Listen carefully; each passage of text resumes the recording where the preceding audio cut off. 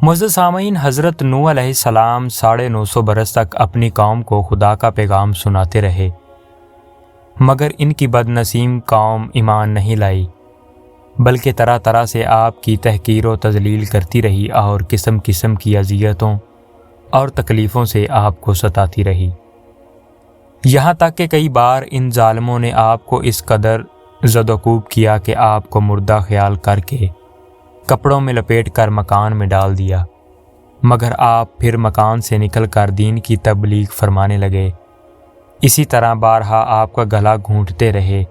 یہاں تک کہ آپ کا دم گھٹنے لگا اور آپ بے ہوش ہو جاتے، مگر ان ایذاؤں اور مصیبتوں پر بھی آپ یہی دعا فرمایا کرتے تھے کہ اے میرے پروردگار، تو میری قوم کو بخش دے اور ہدایت عطا فرما، کیونکہ یہ مجھ کو نہیں جانتے ہیں۔ اور قوم کا یہ حال تھا کہ ہر بوڑھا باپ اپنے بچوں کو یہ وصیت کر کے مرتا تھا کہ نوح علیہ السلام بہت پرانے پاگل ہیں، اس لیے کوئی ان کی باتوں کو نہ سنے اور نہ ان کی باتوں پر دھیان دے، یہاں تک کہ ایک دن یہ وحی نازل ہو گئی کہ اے نوح، اب تک جو لوگ مومن ہو چکے ہیں ان کے سوا اور دوسرے لوگ کبھی ہرگز ایمان نہیں لائیں گے۔ اس کے بعد آپ اپنی قوم کے ایمان لانے سے نا امید ہو گئے اور آپ نے اس قوم کی ہلاکت کے لیے دعا فرما دی،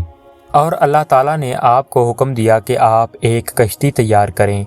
چنانچہ 100 برس میں آپ کے لگائے ہوئے ساگوان کے درخت تیار ہو گئے، اور آپ نے ان درختوں کی لکڑیوں سے ایک کشتی بنائی جو 80 گز لمبی اور 50 گز چوڑی تھی، اور اس میں 3 درجے تھے، نچلے طبقے میں درندے پرندے اور حشرات الارض وغیرہ، اور درمیانی طبقے میں چوپائے وغیرہ جانوروں کے لیے، اور بالائی طبقے میں خود اور مومنین کے لیے جگہ بنائی۔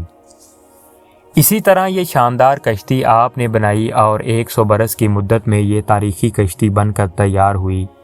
جو آپ کی اور مومنوں کی محنت اور کاریگری کا ثمرہ تھی، جنہوں نے بے پناہ محنت کر کے یہ کشتی بنائی تھی۔ جب آپ کشتی بنانے میں مصروف تھے تو آپ کی قوم آپ کا مذاق اڑاتی تھی۔ کوئی کہتا کہ اے نوح، اب تم بڑے ہی بن گئے، حالانکہ پہلے تم کہا کرتے تھے کہ میں خدا کا نبی ہوں۔ کوئی کہتا کہ اے نوح، اس خشک زمین میں تم کشتی کیوں بنا رہے ہو؟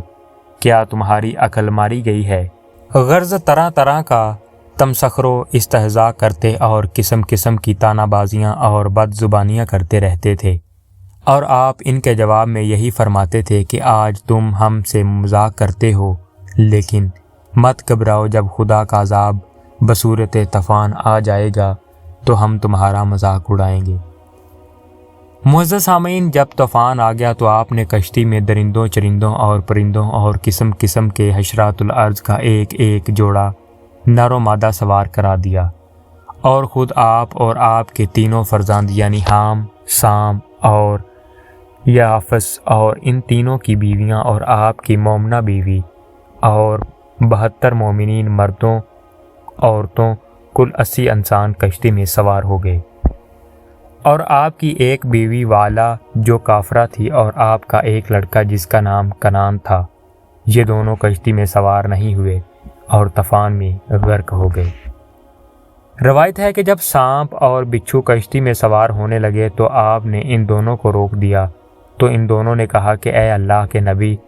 آپ ہم دونوں کو سوار کر لیجئے، ہم عہد کرتے ہیں کہ جو شخص سلام علی نوح فی العالمین پڑھ لے گا، ہم دونوں اس کو ضرر نہیں پہنچائیں گے۔ تو آپ نے ان دونوں کو بھی کشتی میں بٹھا لیا۔ طوفان میں کشتی والوں کے سوا ساری قوم اور کل مخلوق غرق ہو کر ہلاک ہو گئی،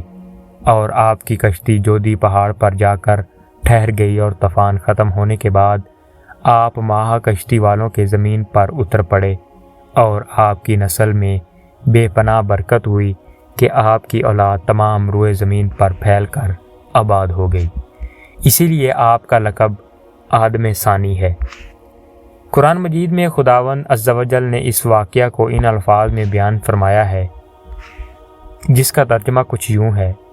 اور نوح کو وحی ہوئی کہ تمہاری قوم سے مسلمان نہ ہوں گے، مگر جتنے ایمان لا چکے، تو غم نہ کھا اس پر جو وہ کرتے ہیں، اور کشتی بنا ہمارے سامنے اور ہمارے حکم سے، اور ظالموں کے بارے میں مجھ سے بات نہ کرنا، وہ ضرور ڈبائے جائیں گے۔ اور نوح کشتی بناتا ہے، اور جب اس کی قوم کے سردار اس پر گزرتے اس پر ہنستے، بولا اگر تم ہم پر ہنستے ہو تو ایک وقت ہم تم پر ہنسیں گے، جیسا تم ہنستے ہو تو اب جان جاؤ گے کس پر آتا ہے وہ عذاب کہ اسے رسوا کرے، اور اتراتا ہے وہ عذاب جو ہمیشہ رہے۔